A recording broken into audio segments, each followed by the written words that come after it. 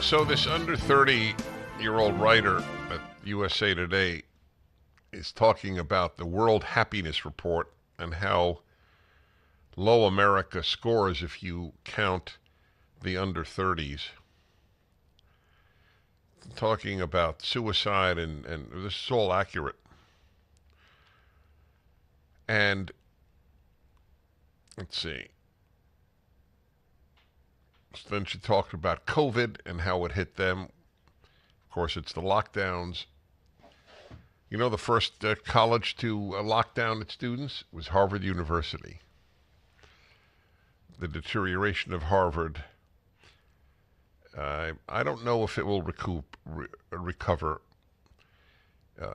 in the next, 10 years, if ever. I don't know the answer. It can recover, but they would have to get rid of half their faculty and certainly all their deans and DEI administrators. Now, are you ready? Now, here is a big reason for the unhappiness of young Americans, according to this young woman.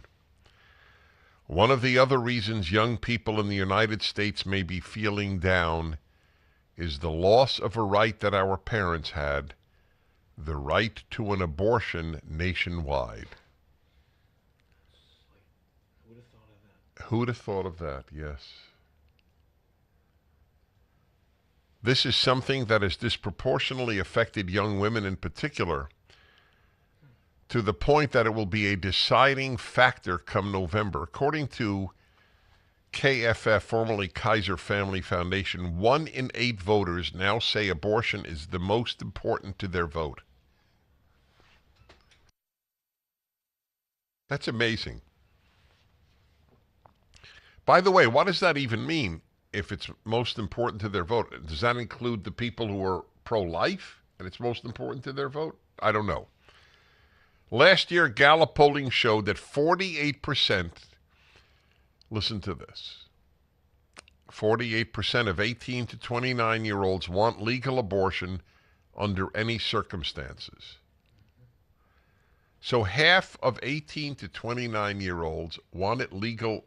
In other words, in the 9th month, with a healthy baby and a healthy mother, and a couple yearning to adopt the child, you should have the perfect right to abort it. The narcissism, the pathologic narcissism in that position is not, cannot be overstated. You cannot tell me that what I want may not be moral. You may not tell me that.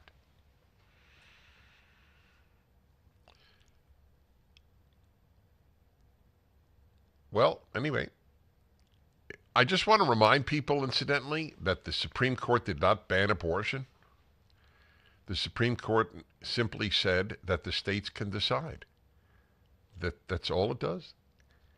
And if you live in a Democratic-run state, capital D, Democratic Party-run state, then you will have abortion on demand 9 months, for 9 months. So that's why they're unhappy, isn't that? It's one of the biggest reasons. Isn't that interesting? So I'm very curious. Were they happier